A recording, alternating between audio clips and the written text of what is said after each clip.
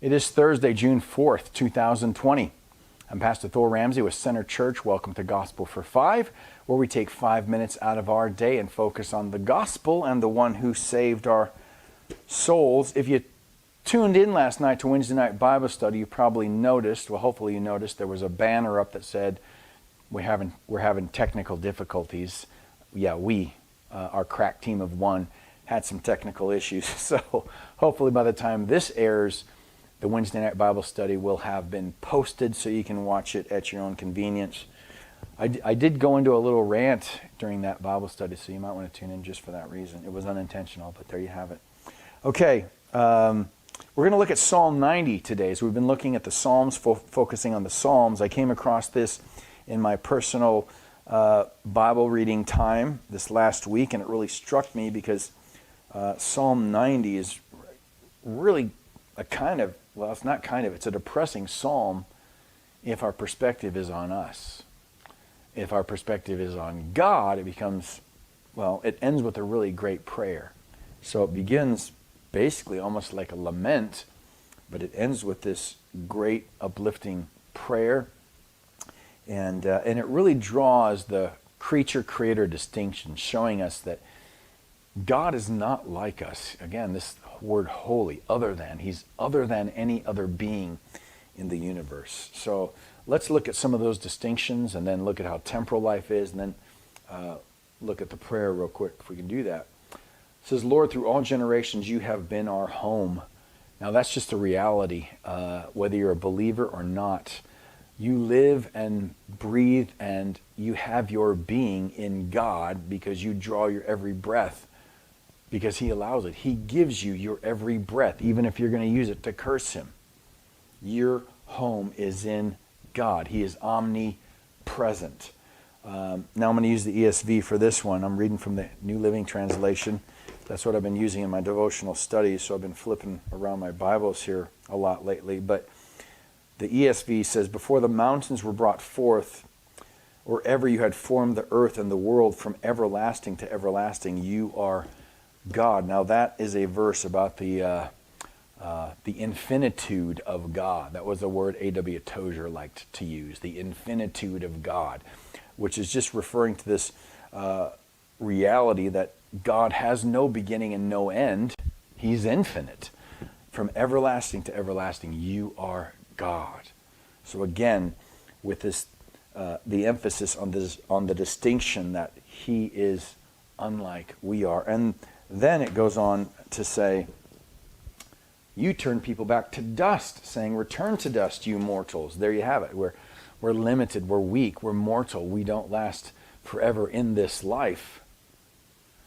And then he gives us this great illustration, and it's only an illustration. For you, speaking of God, for you, God, 1,000 years are as a passing day, as brief as a few night hours. He's giving God these human qualities, so it's an illustration. Remember that. It's not a correlation.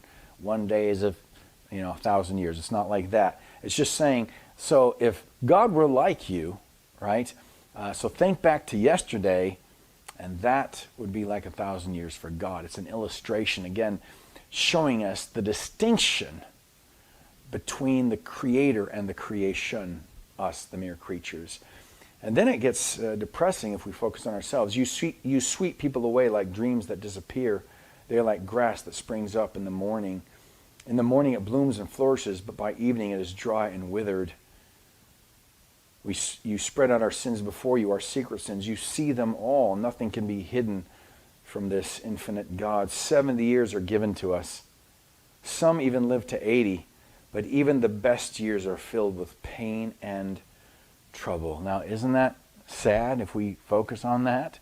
That even if you live a wonderful life, even if you live like the wonderful life in the Jimmy Stewart movie, it's filled with pain and sorrow. Even that movie was filled with disappointment and discontentment. It's filled with pain and sorrow. 70, 80 years. If we're blessed to live that long. My dad died at 55. I had a nephew that died at 60. So he says this, teach us to realize the brevity of life so we may grow in wisdom. Contrasting The infinitude of God with the brevity of being a frail human being. And the only way you can be wise is if you contemplate your own mortality. You have to contemplate your death. That's the whole point of funerals, really. It's the point I make at funerals because I think it's a biblical point. But here comes this great prayer. We'll wrap it up with this. O Lord, come back to us. How long will you delay? Take pity on your servants. Satisfy us each morning with your unfailing love, so we may sing for joy to the end of our lives. So that's the whole point. If your life has been depressing up to this point, don't look back. There's nothing you can do about the past.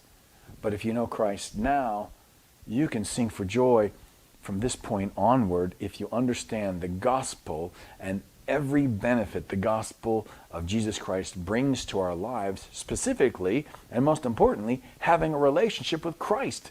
Because we can't separate the benefits of the gospel from the person of Jesus, who really is the gospel. So, give us gladness in proportion to our former misery. Replace the evil years with good. Let us, your servants, see you work again. That changes lives. I read this before, that Christians who've experienced true revival are different kinds of Christians. Christians who experience the very power and presence of God, who see God work, are different kind of Christians. And that's what we need to desire. That's who we need to be. That's what would make us the kind of Christians that, it says here, and may the Lord our God show us his approval. Let us, your servants, see your work again. Let our children see your glory. And may the Lord our God show us his approval and make our efforts successful. Yes, make our efforts successful.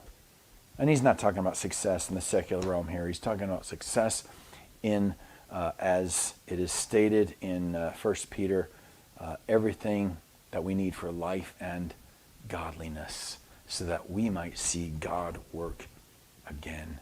I went a little long today, but I could actually go on more with this particular psalm. I feel like it's so rich. There's so much I didn't get a touch on, but again, there's the focus. Life is so brief, and we can't find our pleasure in these transitory things that we hold on to. We just can't. So let's not look at the past and what we can't change, but let's rejoice from this point on because we know Christ.